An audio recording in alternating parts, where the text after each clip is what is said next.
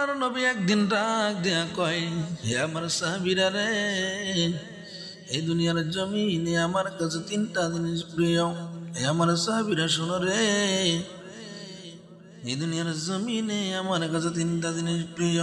আমার নবী বলেন, বিশ্ব নবী বলেন, এক নম্বর হলো সালাত, এক নম্বর হলো নামাজ নামাজ।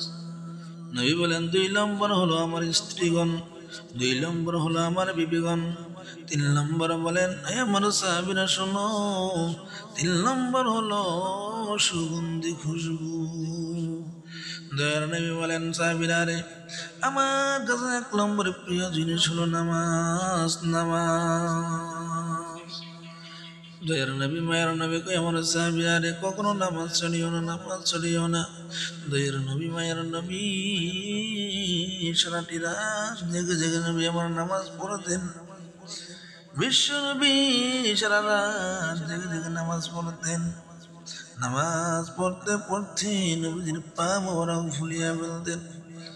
হযরত আয়েশা রাদিয়াল্লাহু তাআলা আনহা জিজ্ঞাসা করতেন, নবী গো, আপনার জীবনেতে কোনো গুনাহ নাই, ও নবী আপনি কেন সারা রাত জেগে জেগে নামাজ পড়েন?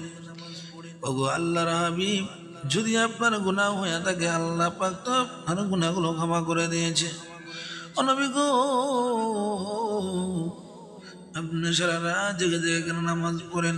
দয়ার নবী মায়ের নবী কয়, রে আয়েশা, আমি কি আল্লাহ পাকের শুকর গুজার বান্দা হব না? ও দুনিয়ার মানুষ, যে নবীর কোনো গুনাহ নাই, যে নবীর কোনো গুনাহ নাই, নবী আমার সারা রাত জেগে জেগে নামাজ পড়েছে, নামাজ ছাড়ে নাই, তোমরা কেন নামাজ পড়ো না? আল্লাহর হাবিব আরো বলেন, আল্লাহর যে বান্দা 5 ওয়াক্ত নামাজ পড়ে, আল্লাহর হুকুম আদায় করে 5 ওয়াক্ত নামাজ পড়ে, নামাজ পড়ে মসজিদ থেকে বাইর হয়, আবার তার মনটা মসজিদের দিকেই থাকে, আবার তার মনটা মসজিদের মধ্যে ঝুলানো থাকে। কঠিন হাসরের ময়দানে যেদিন আল্লাহ পাকের আরশের ছায়া ব্যতীত আর কোনো ছায়া থাকবে না রে, ও আরশের ছায়ার নিচে আল্লাহ পাক ওইগুলা বান্দাকে জায়গা দিবে। আমার মুসলমান বন্ধুগণ, আমরা যদি 5 ওয়াক্ত নামাজ পড়ি, আল্লাহ পাক কোরআনের মধ্যে বলেছেন, ইন্নাস সালাতা তানহা আনিল ফাহশাই ওয়াল মুনকার। আল্লাহ পাক বলেছেন, নিশ্চয় নামাজ নির্লজ্জ অশোভনীয় কাজ হইতে বিরত রাখে। দুনিয়ার মানুষ ভালো করে নামাজ পড়েন, আল্লাহর হুকুম আদায় করেন, নিশ্চয় আপনাকে নামাজে অন্যায় সুদ ঘুষ চুরি ডাকাতি জিনা ব্যভিচার থেকে ফিরিয়ে রাখবে। আল্লাহর নবী বিশ্ব নবী আর হাদিসের মধ্যে বলেছেন, আল্লাহর নবী কয়, আল্লাহর যে বান্দা 5 ওয়াক্ত নামাজ পড়বে, আল্লাহর যে বান্দা 5 ওয়াক্ত নামাজ পড়বে আল্লাহকে খুশি করার জন্য, আল্লাহকে রিজামন্দি করার জন্য, আল্লাহকে পাওয়ার জন্য, আল্লাহর যে বান্দা 5 ওয়াক্ত নামাজ পড়বে আল্লাহ পাক তার জীবনের গুনাহগুলো মাফ করে দিবে।